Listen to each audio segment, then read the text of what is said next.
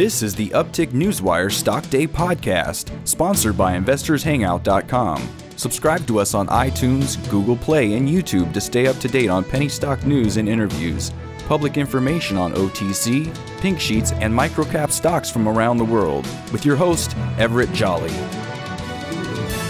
On today's show, I'm bringing back a returning guest. He was on my show back on March 14th this year. We're talking about Esports Entertainment Group, Inc. You can find him on the OTCQB under the ticker symbol GMBL. And with us today, we're very lucky to have him as the CEO of the company, Grant Johnson. Grant, welcome back to the show. It's good to be back, Everett. Thanks for having me. You know, you recently announced results from your exhibition at GamesCon, and it was one of the largest video game shows in the world. You signed up 190 new affiliates, representing about a 200% increase over the same conference in 2017. My question to you is, how important is the number of new affiliates? And maybe if you could tell us a little bit about the platform increase and why the percentage so high. Okay, definitely. Well, the reason it's important, and that was the reason, our whole reason for being at Gamescom was to attract the affiliates, the streamers and the bloggers and the influencers within the esports sector. And again, we were the only team in our area, the only company in our area that was there speaking to the esports community, which maybe tells you a little bit about our competition. Having said that, our partners, which are affiliates, are critical to our going forward piece because they have the voice with their fans. And by them feeling comfortable with our service, they're effectively endorsing us and marketing us to their fan base. So we have partnerships, is what these affiliates really are, in building our business. And so that has, as you can imagine, a fairly profound effect on getting our gambling wagering bet exchange platform out in front of a large number of people in the esports business. And, this year over last year represented over, as you mentioned, over a 200% increase year upon year. So it would seem that we are getting some traction in the industry and with the influencers in the industry. Did you have any high-profile, maybe personalities signed up with you? Yeah, we definitely had a few. One that sort of stands out for me because I had the opportunity to spend quite a bit of time with him is Raptor. He is a PUBG streamer of some notoriety. I suspect if any of your listeners have either themselves or children that play PUBG, it's a battle royale style game. Raptor would be one of the high-profile individuals, and he has definitely signed on as to be one of our affiliates. So we're pretty excited about having him. You've been listening to Grant Johnson. He's the CEO of Esports Entertainment Group. Unless you've been living underneath a rock, what they do is they're actually an esport entertainment group working on the next generation of online gambling for EU sports, football, and et cetera, et cetera.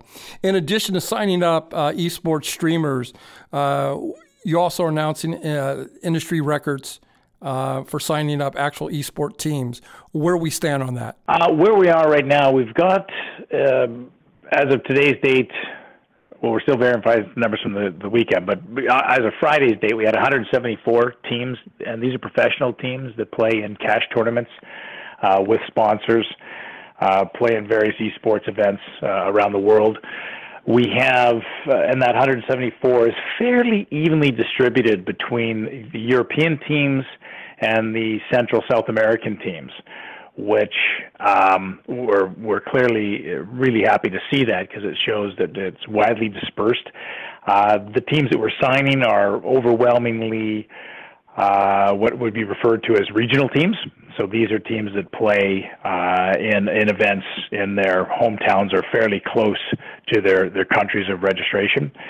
And this would be, the best way to equate it would be, these are the grassroots teams. If we were talking more traditional sports, these would be sort of the American Hockey League or AAA baseball teams. So they've got closer relationships with their fan base. And what is really key for us is no other gaming platform, whether in traditional sports or in esports, has ever signed up professional teams to work with them as affiliates and effectively endorse their platform. So I think that speaks volumes about how those teams view, us being public and us having a bet exchange versus all the other options that are available in the marketplace. If you would take time to explain to myself and my listeners, how do you guys plan on monetizing this, and how do you plan on making your money on it? If you would just give us maybe a little bit of a roadmap, an elevator pitch. Yep, of course. Well, we operate a bet exchange versus a sports book, which is how every other operator in the industry works. A sports book is the traditional model where you give the house your money, they give you the odds, and then you bet against the house. They're your counterparty. In our model, we're a bet exchange where the players bet against each other, and we hold the bets and make sure that the winner gets paid. If you're trying to equate that to something they're more familiar with, think in terms of a poker room. Where the house runs the table, sets up the venue, and then holds the money and makes sure the winners get paid. Why it's important in our model to have the streamers and the teams marketing is they have the credibility, they have the reach and the relationships in the industry with the players. These players follow them, they respect them, they take advice from them. So to have their endorsement as affiliates and really our marketing partners, why that's so critical is they have the voice, the credibility to onboard the clients, the players who will inevitably be placing the bets, and that's where we monetize things. As each bet takes place, it's always a winner.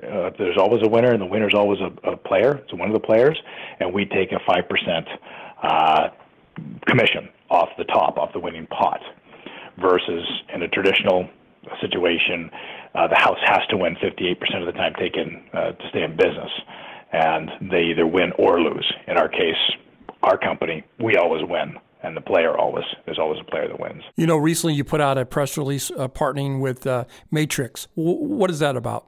The Money Matrix, we have two platforms with them. One is our affiliate management platform.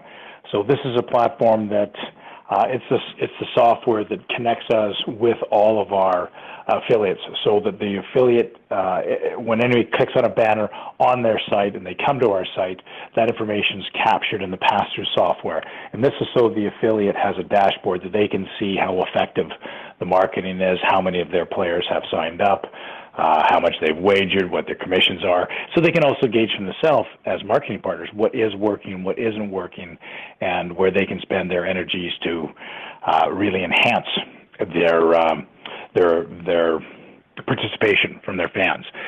The other software platform and the other service we're getting with the EverMatrix Group is their Money Matrix Payment Solutions, which we're very close to finishing off all the integration, which will bring in about 150 different payment options. We currently have Visa, MasterCard, Maestro, etc., but this will bring in Qubits, AstroPay, NetPay, NetTeller, Skrill, and a whole universe of other payments. As I'm sure you and your customers or investors are aware, in the esports business, the millennials don't necessarily use the traditional credit card as a transaction device online. They'll use a myriad of other payment solutions, and by partnering with Money Matrix, that brings that wide variety of options, so that the consumer can pick the payment choice that's most convenient for them. I want to switch gears here for a second. All I've been hearing is about marijuana stocks and how they're dominating the markets and stuff like that. Why should investors be looking at Esports Entertainment Group as a potential investment? Well, I think, we've all seen the stories out in the marijuana stocks, and I don't know if it's fair to say that it's overheated, but it certainly is getting more than their fair share of attention, and I think people have rushed in. I suspect that a lot of those stocks are probably overvalued. There's an awful lot of companies vying for that marketplace. In our case, what we want people to consider is we're the only publicly traded esports gambling company in the world, to the best of our knowledge. We're the only ones that have a bet exchange, again, to the best of our knowledge, and we're the only ones that have signed up any pro teams. And we haven't just signed up a couple. We've signed up 170 plus teams. So we'd like people who would normally invest in that sector to take a look, see what it is we're offering, and hopefully choose to put some of their investment funds with us. You've been listening to my guest, Grant Johnson, CEO of Esports Entertainment Group. They trade on the OTCQB under the ticker symbol GMBL. Grant, in closing, is there anything that we didn't get a chance to touch upon that you would like to illustrate to my listeners? Only that, just to reiterate, we're the only one of our kind. We're the only one that has the exchange out there. If you've had a chance to look at some of our news releases, we do have some discussions ongoing with some Wall Street banks. So I'd like, if they're not ready to take investment just yet, keep an eye on us and stay tuned. I want to thank you for coming on the show. Only thing I ask is that you not wait 6 months next time to come on my show. Hopefully you'll come back in 60 or 90 days and give us an update. I'm fascinated about your platform. I'm fascinated about your company. Well, I'd love to hear that, and I'll try and do a better job. Thank you, sir. This program is entirely sponsored and produced by Uptick Newswire, LLC, which is responsible for the content. The opinions and information provided on this program are those of the guests and those of the respective companies they represent, and do not necessarily reflect those of the staff or management of Uptick Newswire. Uptick Newswire encourages all listeners of this program to do their due diligence and research when determining investment strategies that will work for them, or to seek the assistance of an investment professional. The guests of this program may have paid for its distribution and are not directly affiliated with Uptick Newswire or this station.